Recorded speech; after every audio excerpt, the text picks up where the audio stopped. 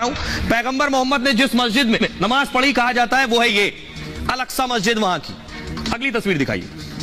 ये है temple mount. कहा जाता है इसके अंदर एक चट्टान है, उस चट्टान पर जो घोड़ा था जिसका नाम था बराक, घोड़े ने कदम रख के जन्नत की तरफ वो उड़ान भरा था, बराक नाम था उसका। और इसलिए मुसलमानों के लिए यह अहमियत रखता है टेंपल माउंट, इसे मुसलमान हरम अल शरीफ भी कहते हैं। अगली तस्वीर दिखाइए। और यह है वेस्ट वॉल, जिसे आप पश्चिमी दीवार कह रहे हैं, जहां आप देख रहे हैं यहूदी आकर पूजा करते हैं। यहां था टेंपल, ये वेस्ट वॉल है। यहूदी यहां आते हैं, ईसाइयों की भी यहां से मान्यता है। और ये जो टेंपल माउंट आप देख रहे हैं, जो यहूदियों की पुस्तक है, जो धार्मिक ग्रंथ है हिब्रू जिसका नाम है, उसके जो 10 सिद्धांत हुए, जो हजरत मूसा के जरिए 10 सिद्धांत आए थे, वो इस मंदिर में रखे गए थे, लेकिन ये तोड़ दिया गया। अब मैं आपको समझना होगा, अगर आपको इजराइल फिलिस्तीन हमास की लड़ाई समझनी है तो ये लड़ाई भी आपको समझनी होगी। यरूशलेम मैंने आपको दिखाया था, जो राजधानी हुई है, उस राजधानी में है ये इमारतें।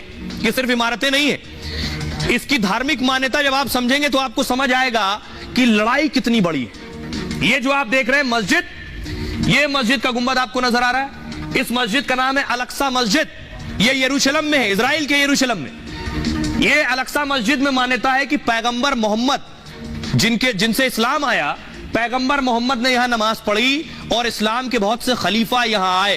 पैगंबर मोहम्मद, ये जो टेंपल माउंट देख रहे हैं, मुसलमान इसे हरम अल शरीफ भी कहते हैं। टेंपल माउंट के इसके अंदर एक चट्टान है। मान्यता है कि पैगंबर मोहम्मद ने इसी चट्टान पर उनके घोड़े ने कदम रखकर जन्नत की तरफ वो गया था। तो इस्लाम और मुसलमानों से दो इंपॉर्टेंट चीज जुड़ी है, एक ये मस्जिद और एक ये टेंपल माउंट। अब आइए, ये वेस्ट वॉल जो आप देख रहे हैं, ये एक दीवार है।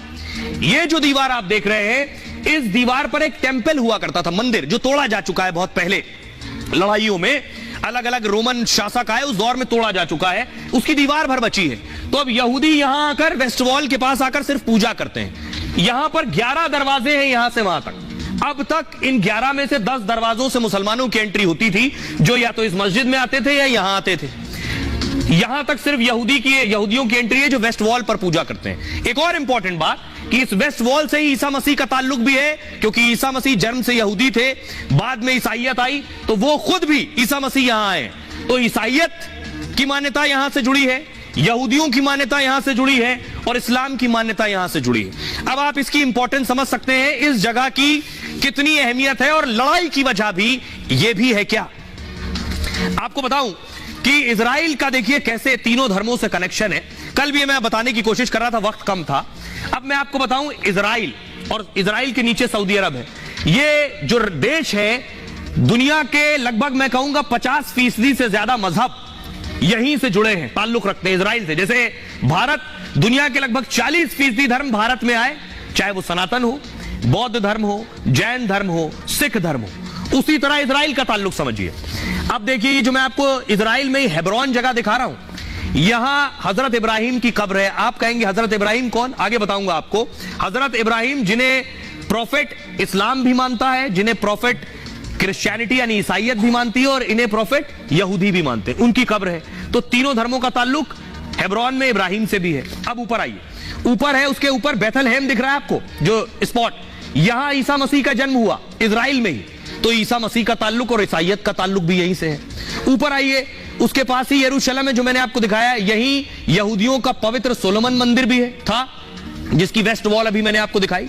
ईसा मसीह की कर्मभूमि भी यही है, यही उन्हें सजा दी गई। पैगंबर मोहम्मद यहीं से जन्नत गए।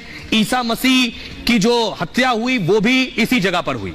अब आप समझिए, इस जमीन की आखिर तीनों का ताल्लुक, कल भी मैंने आपको बताया था, आज ढंग से शायद मैं बताऊं, कि ऊपर आप देख रहे हैं, जो मैंने आपको बताया, हजरत इब्राहिम की कब्र है वहां 2150 ईसा पूर्व, यानी ईसा मसीह के जन्म से 2150 साल पहले हजरत इब्राहिम का जन्म हुआ। उनके 2 बेटे हुए, एक का नाम था इस्माइल और एक का नाम था इसाक। इस्माइल से जो परंपरा आगे बढ़ी, उसमें पैगंबर मोहम्मद का जन्म हुआ और इस्लाम आया। इसाक, जो इब्राहिम साहब का दूसरा बेटा था, उससे जो परंपरा आगे बढ़ी, उनके बेटे हुए याकूब और जैकब। इन्हीं को इजराइल भी कहते हैं, इससे इजराइल देश का नाम पड़ा। याकूब और जैकब के 12 बच्चे हुए।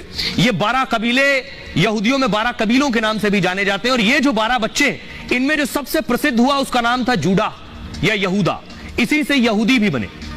अब यही परंपरा जब आगे बढ़ी तो मूसा का जन्म हुआ 1200 ईसा पूर्व। मूसा के जन्म से यहूदी धर्म आया, और मूसा से जो परंपरा और परिवार आगे बढ़ा उससे ईसाइयत और ईसा मसीह का जन्म हुआ। यानी जब मूसा यहूदी थे, जब आगे ये परंपरा और परिवार बढ़ा, ईसा मसीह का जब जन्म हुआ तो वो भी जन्म से यहूदी थे। तो मेरा बताने का मकसद ये तीनों धर्म, चाहे यहूदी धर्म हो, ईसाई धर्म हो और इस्लाम धर्म, एक ही परंपरा और परिवार से आगे बढ़े हैं।